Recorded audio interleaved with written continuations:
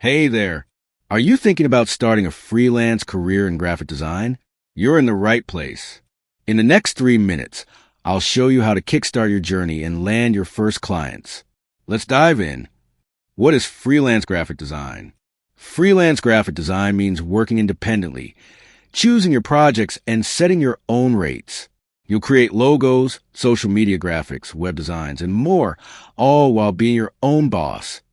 To get started, you need skills in design software like Adobe Photoshop, Illustrator, or Canva. Plus, understanding color theory, typography, and branding will give you an edge. Your portfolio is your ticket to getting hired.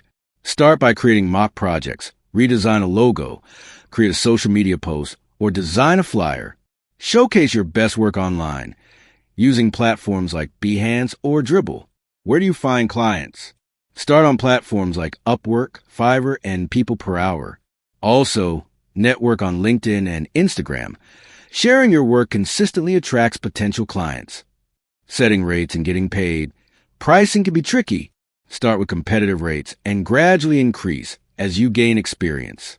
Use contracts and accept payments through PayPal, Stripe, or direct bank transfer. Tips and motivation.